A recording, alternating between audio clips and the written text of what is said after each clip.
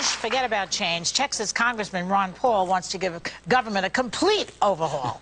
And he says that the Obama administration is wrong about everything, from fixing the economy to war in the Middle East. And here to tell us if he wants to make things right as president in 2012 is the author of Liberty Defined, Congressman Ron Paul. Thank you, thank you.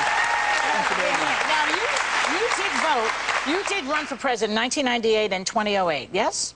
88. 88. I have 98 here. 88 and 08. 88 and 08. Okay. So there are rumors you're going to run again this time. Are you going to? There. I've heard about those rumors. Did you start them? No, I think my son did. Rand Paul was his son, who was also. He does. I think he does a great job here. Of course, there's been a lot of people ask, and there's a temptation to do it, but I'll announce within a month. Okay. So say that's the case, and we will look forward to that. Governor Mitt Romney has announced Governor Mike Huckabee and Donald Trump are possible contenders too. What will it take for you to beat them in the primary if you choose to run as a Republican? To get more votes.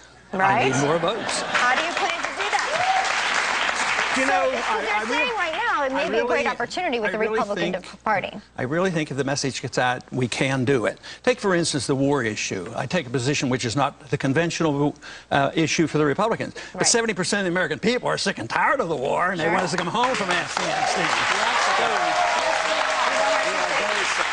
You know who was here? Jesse Ventura was here, and he said if you run, he wants to be your running mate. Are you interested in having him do that?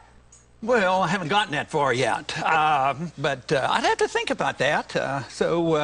No, I don't think it's legal to offer a position, you know, before you're nominated, you know, so you got to be careful. True. You have to be a little careful. You mentioned running for president, but Rand Paul, your son, you mentioned Rand before, he wants to run also. You'll be running against your son. How do you feel about that? Well, I don't think it's likely to happen. No. There's a little bit of discipline in the family. Give him a good beating. I have two questions for you. The first is, how would you get us out of the war? Because it seems to be an answer that has eluded everyone. How do we get out? That's what I mean. I would like to know, because I would like to get out, but I'd like to get out of all of the wars, you know, because our kids are. But how? Do you have a? I don't think it's complicated. Okay. How did we go in? We just marched in without permission, without a declaration of war. So a good president would just march home. They would just leave. Well, you know, to be fair to you, you said this about George Bush's war in Iraq also. You're very consistent.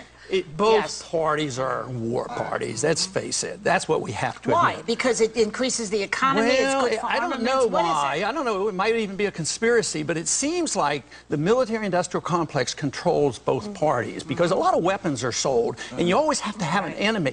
Think how many weapons have been sold already just bombing Libya. How many dollars do we have to spend getting more drones to drop bombs on Pakistan? But it's both parties. That's why the people have to wake up. If they're tired of war, and they will eventually get tired of war, they're getting that way. We'll be but it'll be bankrupt. financial. It'll be bankrupt. Most empires end when they go into a financial crisis, and we're in the middle. We're starting it. I mean, we've had the bursting of the financial bubble. Now we're about to go into a dollar crisis. We ran through a lot of dough before this guy took office. We ran through a lot of money on all these wars. But I want to ask you about something else, because you're not a big fan of federal funding for Planned Parenthood. And I'm curious, so you don't want to get rid of Planned Parenthood, you just want to get rid of the idea that federal money is going to them?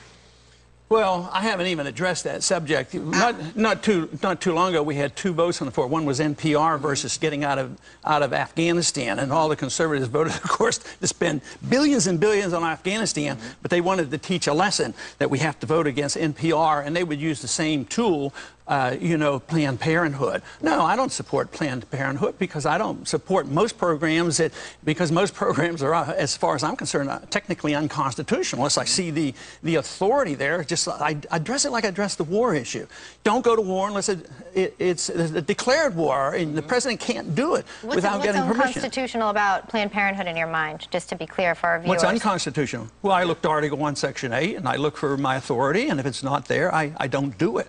And that's why why I have to vote no a lot. Because there's not much there. You also don't believe that medical care is a right. Now, as a gynecologist, you're a doctor. How do you justify that sort of feeling like not every American deserves the right to good medical care? You don't have a right to things and services. You have a right to your life. You have a right to your liberty. Yeah. And if you want good medical care, or if you want a healthy economy, you have to have a free market economy with sound money and good contract laws, and then there'll be great prosperity.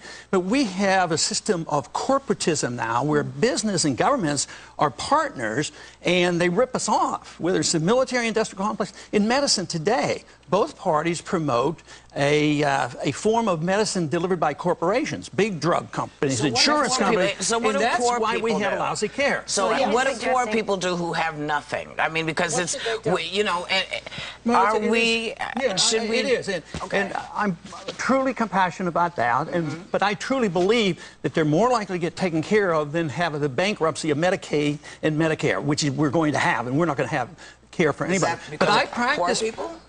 The poor, everybody's going to be poor. Nobody's going to get Medicare if the dollar. But right now, I'm talking about right now. Right now, well, we're leading to this problem. Right. But I practiced medicine at a time when we had no Medicare and no Medicaid. And I worked in a Catholic hospital.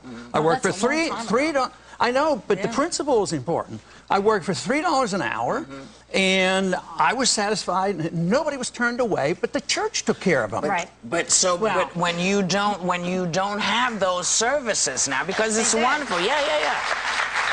You're applauding old America, the idea that no one was turned away. If we could get back to that, would it make it a little bit easier, you think? It's the opposite. Now, when you go to the emergency... No, well, it's the system. We're paying for the emergency room, right? It's the system. You go to the emergency room, and if you don't have insurance, you're immediately signed up, and you're always charged the most. When I practiced early, you were always charged the least, and you help people. But now you charge the most. Just one more thing before we go. I know we have to wrap. What do you think about this birther obsession with Donald Trump and the birthers? I don't know. I understand he has sent out some detectives to find out. Yeah, I haven't invested in any of that, so I guess I'll have to wait and see what he does. He's going to have to exhume Don Ho. Yes, exactly. Yeah, I guess he was desperate for an audience. Maybe. He got his audience. He got it. Congressman, we want to thank you for being here. Your book is a very interesting read. Thanks to Ron Paul. Members of our audience are going home with his new book, Liberty Defined. We'll be right back. Your son's a courageous